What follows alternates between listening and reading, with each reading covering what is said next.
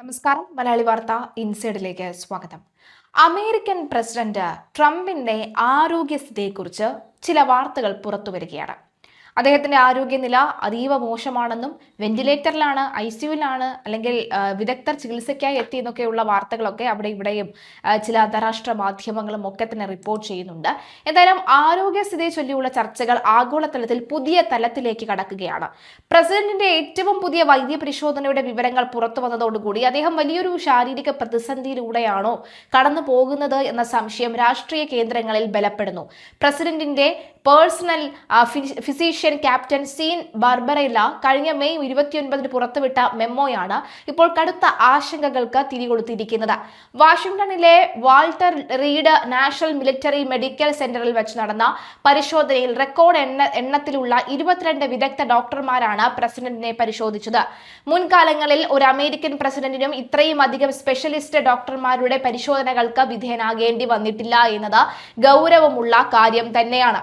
ഈ സ്ഥിതിവിശേഷം അസാധാരണമാണ് എന്ന് വ്യക്തമാക്കാൻ കഴിഞ്ഞ വർഷത്തെ കണക്കുകൾ തന്നെ ധാരാളം. 2025 ഏപ്രിലിൽ നടന്ന പരിശോധനയിൽ ട്രംപിനെ പരിശോധിച്ചത് 14 സ്പെഷ്യലിസ്റ്റുകൾ മാത്രമായിരുന്നു. വെറും ഒരു വർഷത്തിനിപ്പുറം വിദഗ്ധരുടെ എണ്ണം 22ആയി ഉയരുന്നത് പ്രസിഡന്റിന്റെ ആരോഗ്യത്തിൽ എന്തോ ഗുരുതരമായ മാറ്റങ്ങൾ സംഭവിച്ചിട്ടുണ്ട് എന്നതിന്റെ സൂചനയാണ് രാഷ്ട്രീയ നിരീക്ഷകർ കാണുന്നത്. മറ്റ് മുൻ പ്രസിഡന്റുമാരുടെ ചരിത്രവുമായി താരതമ്യം ചെയ്യുമ്പോൾ ഇത് ഏറെ വലുതാണ്. ഉദാഹരണത്തിന് 1989 ജോർജ് H.W. ബുഷിനെ പരിശോധിച്ചത് 5 സ്പെഷ്യലിസ്റ്റുകൾ മാത്രമായിരുന്നു. ജോർജ് ബുഷിനെ 2001 പരിശോധിച്ചത് 12 പേരും ജോ ബൈഡന്റെ കാലത്ത് 20 ഡോക്ടർമാരുടെ സംഘം പരിശോധിച്ചതായും പ്രഖ്യാപിച്ചിരുന്നുവെങ്കിലും അതിൽ എത്ര സ്പെഷ്യലിസ്റ്റുകൾ ഉണ്ടായിരുന്നു എന്ന് ഔദ്യോഗികമായി വ്യക്തമാക്കുന്നില്ല. കഴിഞ്ഞ 14 മാസത്തിനിടെ വാൾട്ടർ റീഡ് മെഡിക്കൽ സെന്ററിൽ ട്രംപ് നടത്തുന്ന മൂന്നാമത്തെ പ്രധാന സന്ദർശനം കൂടിയാണ് ഇത്. 2025 ഏപ്രിലിലെ വാർഷിക പരിശോധന, കഴിഞ്ഞ ഒക്ടോബറിലെ CT സ്കാൻ അടക്കമുള്ള പരിശോധന, ഇപ്പോൾ കഴിഞ്ഞ മാസം അവസാനത്തെ സമഗ്ര പരിശോധന എന്നിങ്ങനെ ആരോഗ്യകാര്യത്തിൽ അതീവ ശ്രദ്ധ പുലർത്തുന്നുണ്ടെങ്കിലും ഈ തുടർച്ചയായ സന്ദർശനങ്ങൾ ഊഹാപോഹങ്ങൾക്ക് വളം വയ്ക്കുന്നുണ്ട്. പ്രസിഡന്റ് പൂർണ്ണ ആരോഗ്യവാനാണെന്നാണ് പരിശോധനയ്ക്ക് ശേഷം ഡോക്ടർ ബാർബറെല്ല അവകാശപ്പെടുന്നത്. ഹൃദയ സംബന്ധമായ കാര്യങ്ങളും ശ്വാസകോശത്തിന്റെ പ്രവർത്തനങ്ങളും നാഡീവ്യൂഹവും മികച്ച നിലയിലാണെന്നാണ് റിപ്പോർട്ട്. എന്നാൽ ഈ വാദങ്ങളെ പൂർണ്ണമായി വിശ്വസിക്കാൻ രാഷ്ട്രീയ എതിരാളികൾ തയ്യാറല്ല. പുറത്തുവന്ന പുതിയ ആരോഗ്യ റിപ്പോർട്ടിലെ ചില വിവരങ്ങൾ ശ്രദ്ധേയമാണ്. ട്രംപിന്റെ ഉയരം 75 ഇഞ്ചും ഭാരം 238 പൗണ്ടുമാണ്. കഴിഞ്ഞ വർഷത്തെ അപേക്ഷിച്ച് 14 പൗണ്ട് ഭാരം വർദ്ധിച്ചിട്ടുണ്ട്. കൊളസ്ട്രോൾ കുറയ്ക്കാനുള്ള 2 മരുന്നുകളും ഹൃദയരോഗത്തിനായുള്ള ആസ്പിരിനും അദ്ദേഹം സ്ഥിരമായി കഴിക്കുന്നുണ്ട്. ഹൃദയമിടിപ്പും രക്തസമ്മർദ്ദവും സാധാരണ നിലയിലാണ് എന്ന് റിപ്പോർട്ടിൽ പറയുന്നുണ്ടെങ്കിലും പ്രസിഡന്റിന്റെ പൊതുജീവിതത്തിലെ ചില പ്രകടനങ്ങൾ ആശങ്കപ്പെടുത്തുന്നതാണ്. രണ്ടാം ഭരണകാലയളവിൽ അദ്ദേഹത്തിന്റെ ശാരീരിക ചലനങ്ങളിൽ പ്രകടമാകുന്ന ചില മാറ്റങ്ങൾ ഒളിച്ചുവെക്കാൻ ഭരണകൂടത്തിന് സാധിക്കുന്നുമില്ല.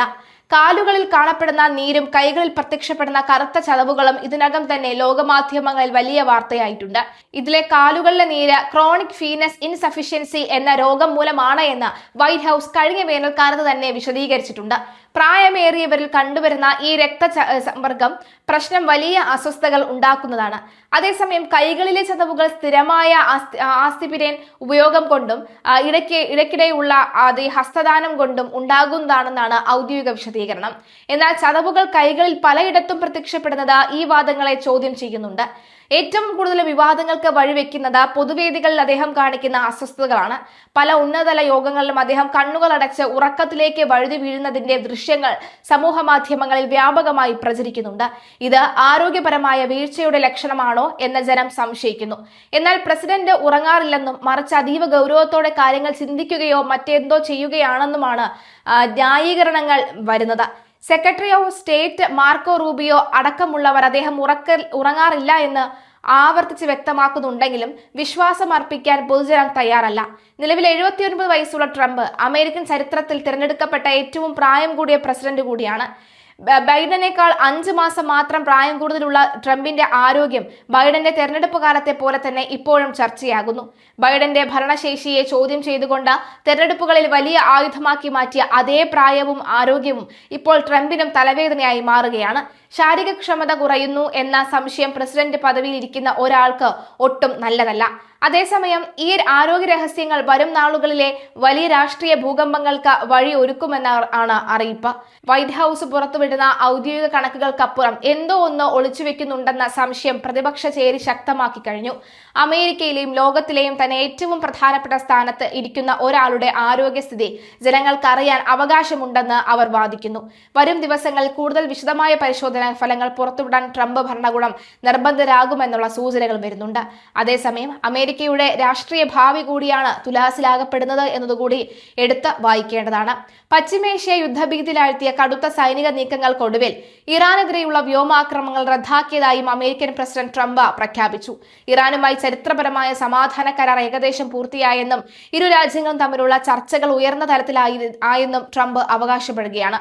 ഇസ്രായേലും സൗദി അറേബ്യയും ഉൾപ്പെടെയുള്ള സഖ്യകക്ഷികളുടെ അംഗീകാരത്തോടു കൂടിയാണ് കരാർ രൂപീകരിച്ചതെന്നും ഒപ്പുവെക്കാനുള്ള സമയവും സ്ഥലവും ഉടൻ പ്രഖ്യാപിക്കുമെന്നും ട്രംപ് വ്യക്തമാക്കി.